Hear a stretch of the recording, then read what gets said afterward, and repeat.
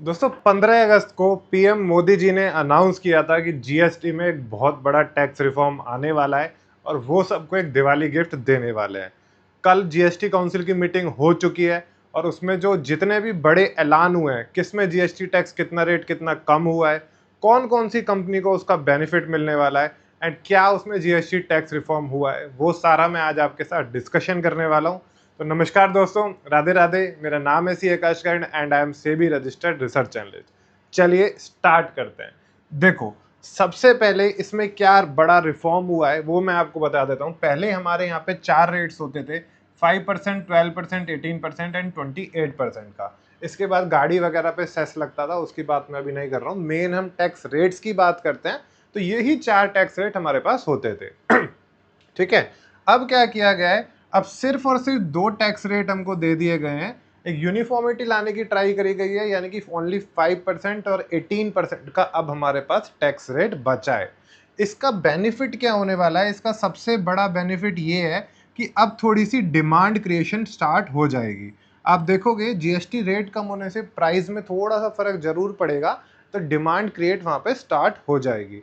दूसरी बात मैं आपके साथ करता हूं, तो सेकंड है कंपनी की प्रॉफिटेबिलिटी बढ़ेगी। क्या होगा? कंपनी के प्रॉफिट बढ़ेंगे। अब आप पूछोगे कि सर इससे कंपनी के प्रॉफिट क्यों बढ़ेंगे?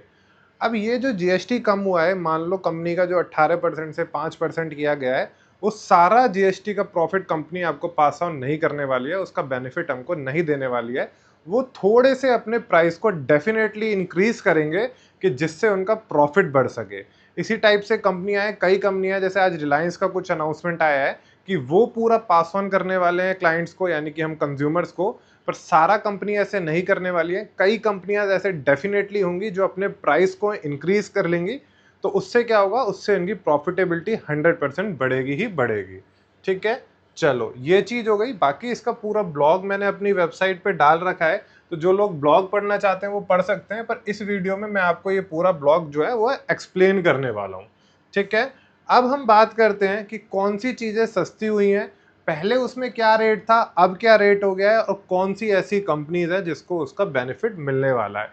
तो अगर मैं बात करता हूँ डेली एसेंशियल आइटम्स की, तो हेयर ऑयल, शैम्पू, टूथपेस्ट ऐसी जो चीज़ें होती थी, उस पर पहला रेट था 18% का, जो कि अब कर दिया गया है 5% का।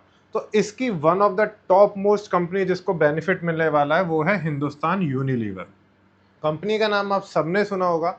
कंपनी बेस्ट है अपने प्रोडक्ट्स में, एफएमसीजी में ये कंपनी बेस्ट है। ठीक है। तो ये कंपनी जो है डेफिनेटली एफएमसीजी शॉर्ट टर्म और लॉन्ग टर्म अपने पोर्टफोलियो में जरूर नज़र बना के रखना, जिससे आपको लगेगा कि यहाँ पे हमें अच्छा मोमेंटम भी आएगा। ओके, चलो अब मैं अगर आपको आगे लेके चलता हूँ, तो बटर आइटम हो गया, घी हो गया, चीज़ हो गया, डेयरी प्रोडक्ट हो गया। इस पे भी पहले 12% जीएसटी होता था, अब उसको कर दिया गया है 5% का। तो इसकी जो कंपनी है, एक तो है ब्रिटानिया की, दूसरी में आपको एक और अगर आपको पता लगाना है, देखना है, तो इसमें आप नेस्ले को भी ध्यान में रख सकते हो। ठीक है। सेकंड कंपनी कौन सी हो गई? सेकंड हो गई नेस्ले की।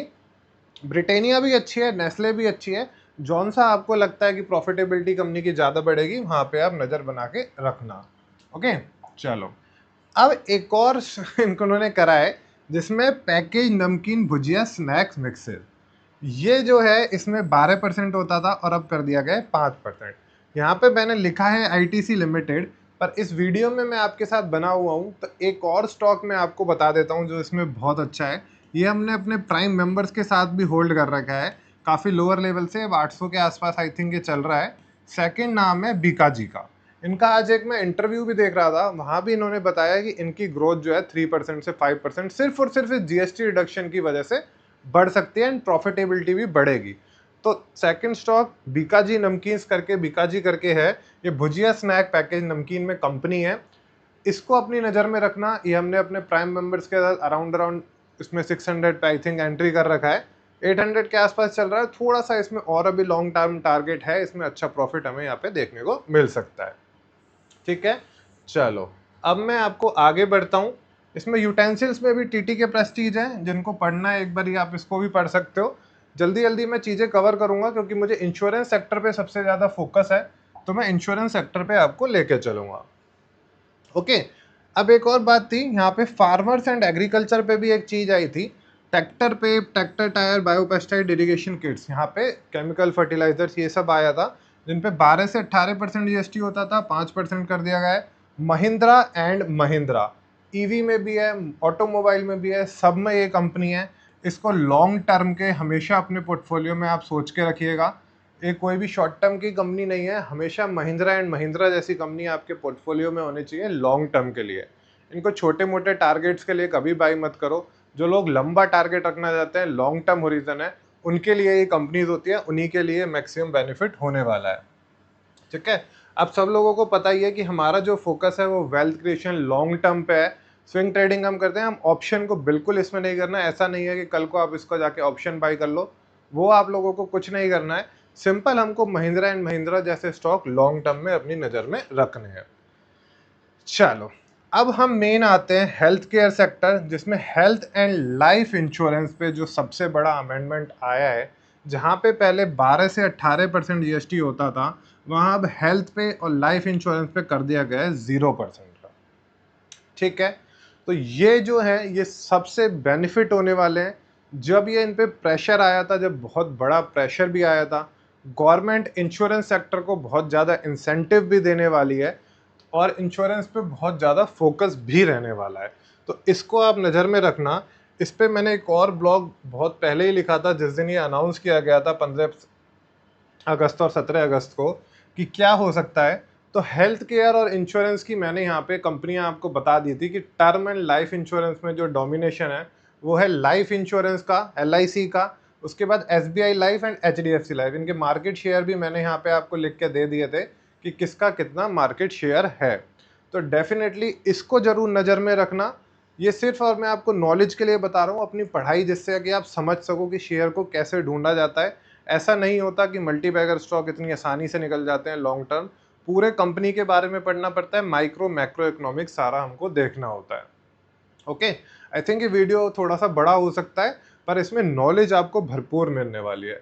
दूसरा जो हेल्थ इंश्योरेंस का सेक्टर था, जिसका जीएसटी पहले होता था, अब कर दिया गया है 0%, तो यहाँ हमें डेफिनेटली बेनिफिट मिलेगा।